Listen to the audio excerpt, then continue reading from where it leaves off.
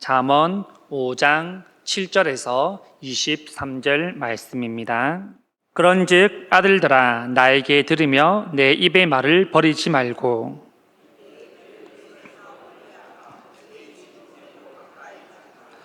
두렵건대 내 존령이 남에게 잃어버리게 되며 내 수완이 잔인한 자에게 빼앗기가 될까 하노라.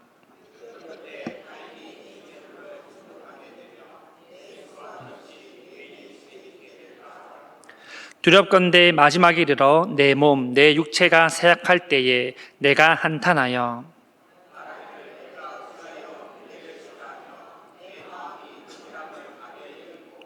내 선생의 목소리를 청종하지 아니하며 나를 가르치는 이에게 귀를 기울이지 아니하였던고.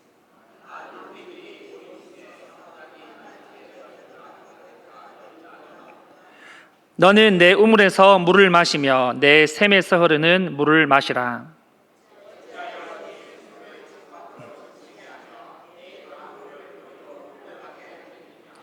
그 물이 내게만 있게 하고 타인과 더불어 그것을 나누지 말라.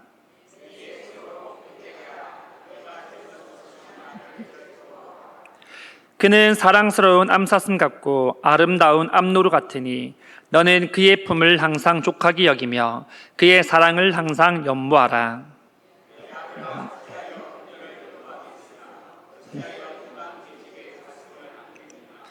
대저 사람의 길은 여호와의 눈앞에 있나니 그가 그 사람의 모든 길을 평탄하게 하시느니라.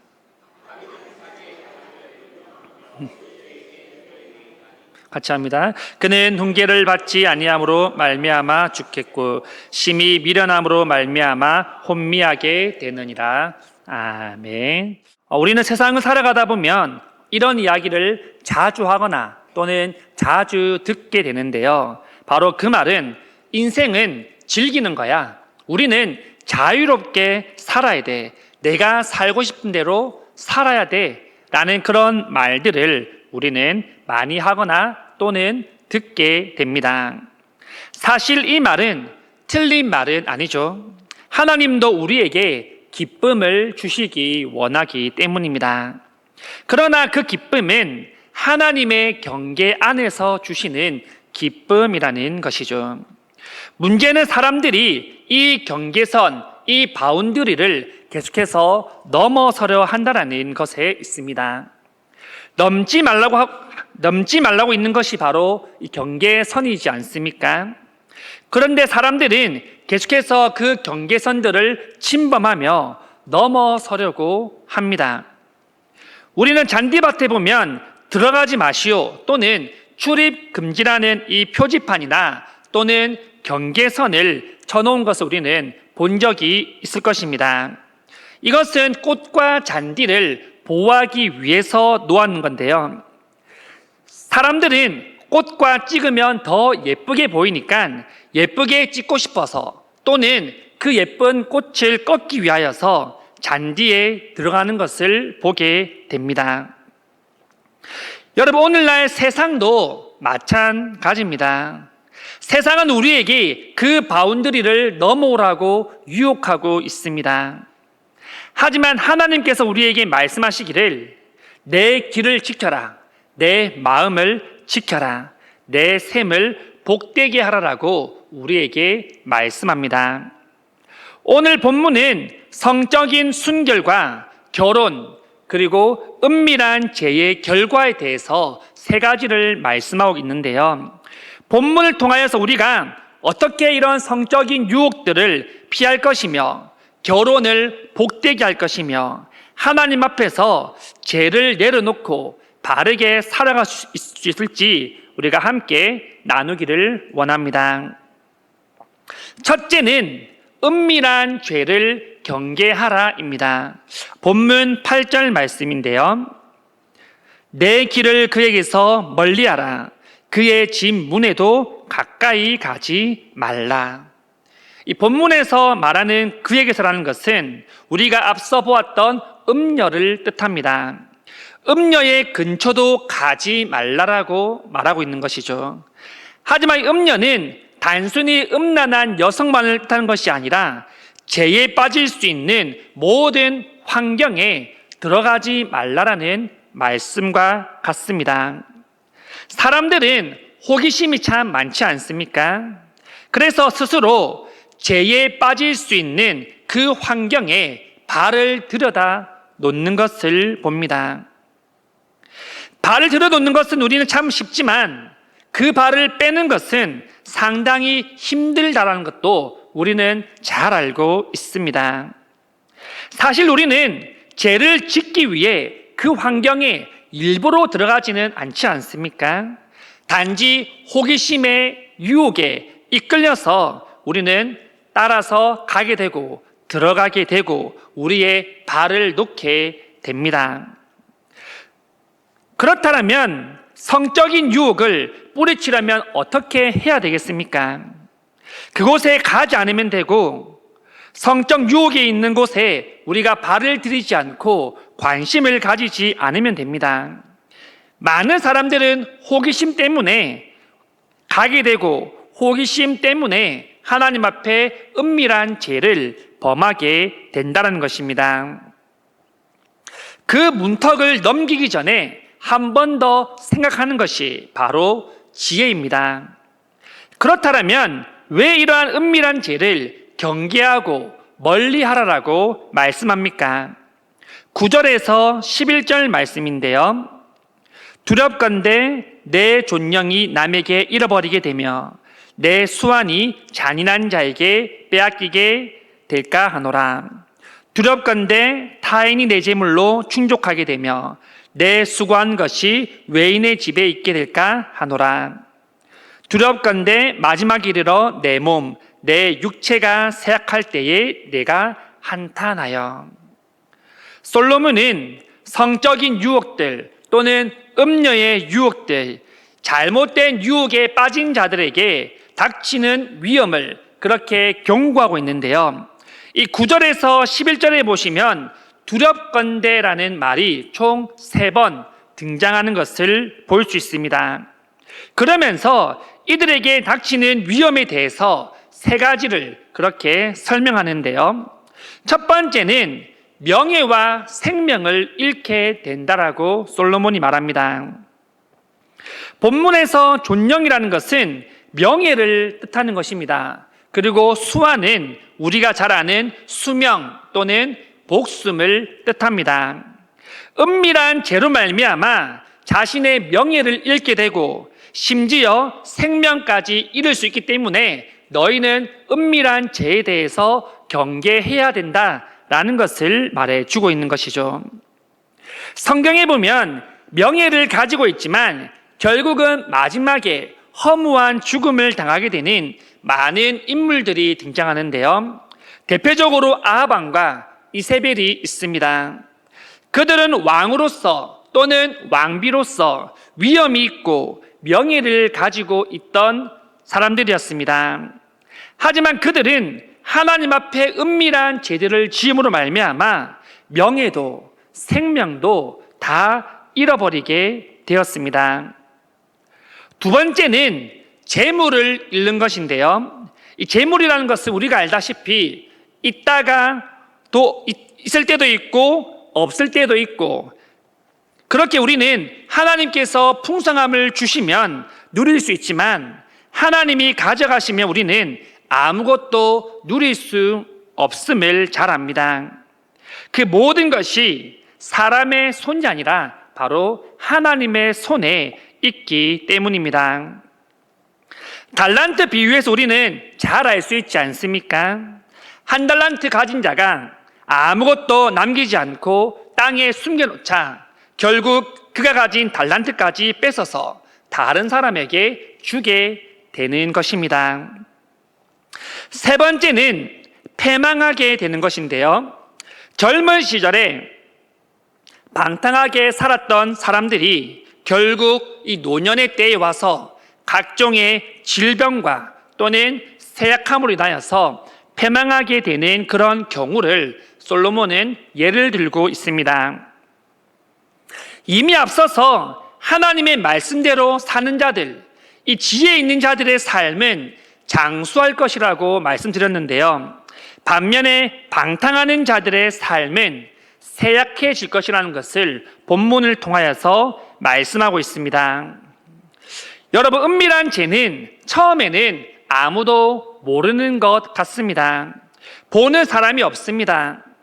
하지만 스스로 죄책감이 들게 하며 스스로를 매이게 만들 수 있다는 것이죠. 이런 은밀한 죄를 경계하는 방법은 가까이 하지 않는 것입니다. 그 문턱을 들어서기 전에 한 번 더 생각하고 그 발걸음을 돌이키는 것입니다.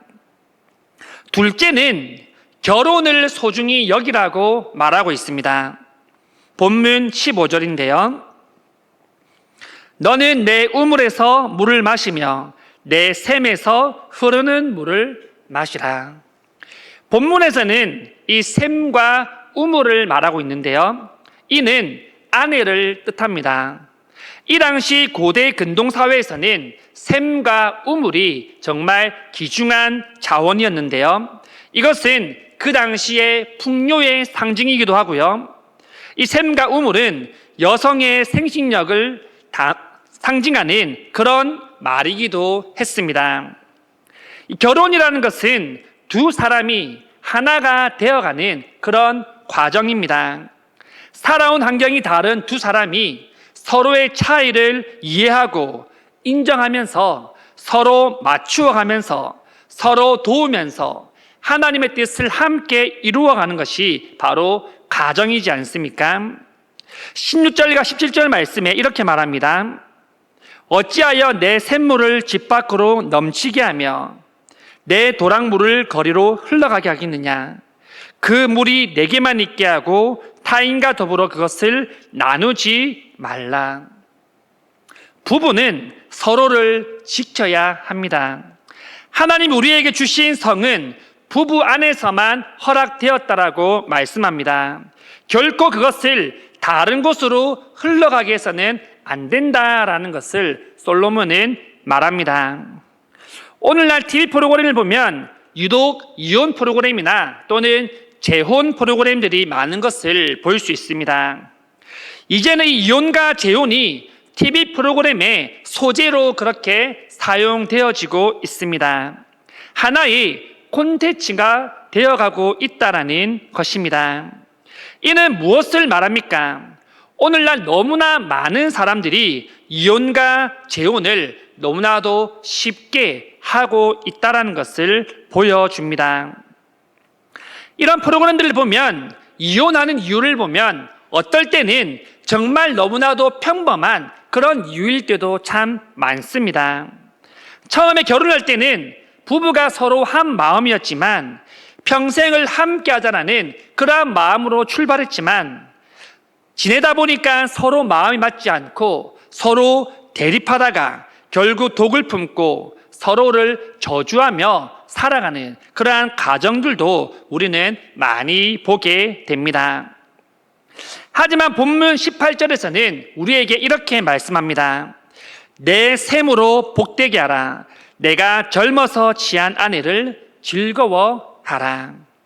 남편에게 내 아내가 복된 줄 알고 내 아내로 말미암아 즐거워하라라고 말씀합니다.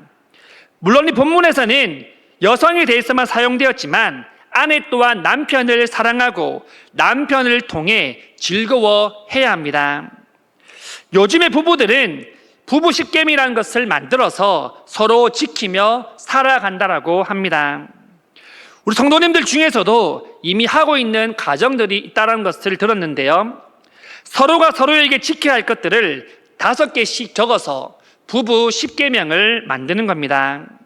여기에는 동시에 서로 화내지 않기, 처음 사랑을 잊지 않기, 다른 사람과 비교하지 않기, 서로의 잘못을 감싸주고 서로의 부족함을 채워주기 등 다양한 그런 부부가 세운 계명들이 있습니다. 하나같이 너무나도 결혼 생활에 중요한 요소들이며 서로 지켜야 할 그러한 규칙들인 것이죠. 더 아름다운 부부 관계를 위하여서 이러한 부부 십계명을 만들어서 서로 지켜나가는 것도 좋은 방법입니다.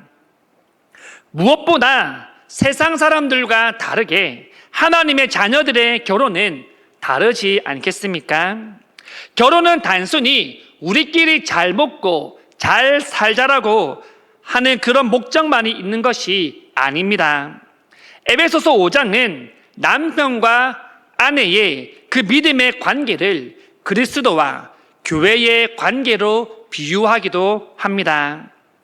하나님께서는 결혼 안에서만, 부부 안에서만 성을 복되게 하라고 가르치고 계십니다. 세상은 이혼과 재혼을 하나의 컨텐츠로 사용하지만 하나님은 결혼을, 부부를 복의 통로로 사용하시는 줄 믿습니다. 셋째는 하나님 앞에서 살아라는 것입니다. 21절 말씀입니다.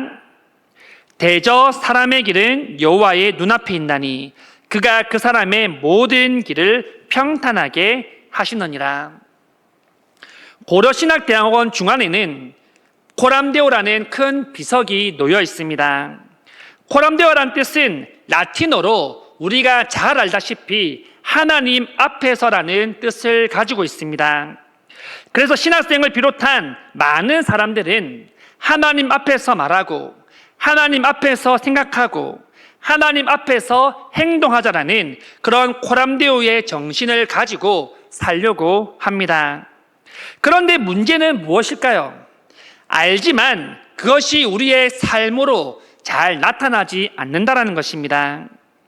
하나님께서는 우리의 일거수일투족을 다 보고 계시며 다 알고 계십니다. 하지만 우리의 눈에 보이지 않기 때문에 우리의 영적인 이런 감각들이 점점 둔해지게 된다는 것입니다. 그래서 하나님의 시선보다 우리는 사람의 시선에 더 민감하게 반응하게 됩니다. 우리가 어떤 일을 하려고 하는데 누군가 그것을 감시하고 있으면 어떻겠습니까? 심장이 뛰기도 하고 또 더 조심하고 눈치가 보이게 될 겁니다. 그런데 사람이 아니라 카메라가 감시하고 있다라고 생각해 봅시다. 아무도 못 보게 가리면 그만입니다. 가리게 되면 양심도 죄책감도 덜 느껴지게 됩니다. 왜냐하면 내가 누군지, 내가 무엇을 하려고 하는지 모른다고 생각하기 때문입니다. 하지만 하나님께서는 여러분 다 알고 계신다라고 말씀합니다. 그분은 우리의 길을 알고 계시는 줄 믿습니다. 우리가 무엇을 하는지, 우리가 어떤 생각을 하는지 아주 세세하게, 아주 세밀하게 모든 것을 다 알고 계십니다. 또한 21절 하반절에 보시면 이렇게 말씀합니다. 그가 그 사람의 모든 길을 평탄하게 하시느니라. 이는 인간의 모든 삶 전체가 하나님 손안에 있다라는 말씀입니다. 하나님만이 우리의 모든 삶을 평탄케 하실 수 있다라는 그러한 고백입니다. 여러분, 하나님 앞에 살아가는 우리의 삶은 우리의 죄를 감추며 숨기는 삶이 아니라 고백하고 회개하는 삶이 되어야 될 줄 믿습니다. 하나님 앞에서 코람데오를 고백한 사람은 모든 것에 있어서 자기의 뜻대로 행하지 않습니다. 모든 일을 하나님께 묻고 그분의 뜻에 순종하며 살아가는 삶을 선택하게 됩니다. 또한 그것이 바로 지혜자의 길인 줄 믿습니다. 말씀을 맺겠습니다. 여러분, 오늘 본문은 우리가 살아가는 세상과는 너무나도 다른 길을 소개합니다. 세상은 우리에게 말합니다. 즐겨라. 너희가 하고 싶은 건 마음대로 하면서 자유롭게 살아라. 하지만 하나님 우리에게 말씀합니다. 아니다. 내 마음을 지켜라. 내 길을 지켜라. 내 셈을 복되게 하라. 여러분, 우리는 오늘 세 가지를 함께 살펴보았는데요. 첫째는 은밀한 죄는 반드시 드러나기 때문에 경계하며 멀리 해야 된다는 사실입니다. 은밀한 죄를 짓지 않기 위해서는 우리는 그 문턱을 넘어서지 말아야 되며 그곳에 발을 들이지 않아야 할 것입니다. 우리 하나님은 우리의 모든 은밀한 죄까지 다 알고 계십니다. 그리고 우리의 입술로 고백하며 하나님 앞에 회개하기를 원하십니다. 둘째는 결혼을 소중히 여겨야 한다는 사실입니다. 부부는 서로 지켜야 할 것들을 지켜야 하며 믿음의 가정을 이루기 위하여서 함께 노력해야 되며 또한 자녀들을 믿음의 자녀로 양육해야 할 사명이 있음을 기억해야 할 것입니다. 셋째는 하나님 앞에서 사는 우리가 되어야 합니다. 세상의 시선이 아니라 사람의 시선이 아니라 하나님께 우리의 시선을 두고 우리의 모든 삶이 하나님께 있습니다. 하나님만이 우리의 모든 삶을 평탄케 하실 수 있습니다라는 그러한 고백을 하는 우리의 삶들이 되어야 될 줄 믿습니다. 한 주간 살아가실 때도 하나님 우리의 모든 삶을 주님께 맡겨드리오니 우리의 모든 길들을 인도하여 주셨사라고 고백하며 날마다 기억하며 살아갈 수 있는 우리가 될 수 있기를 간절히 소망합니다.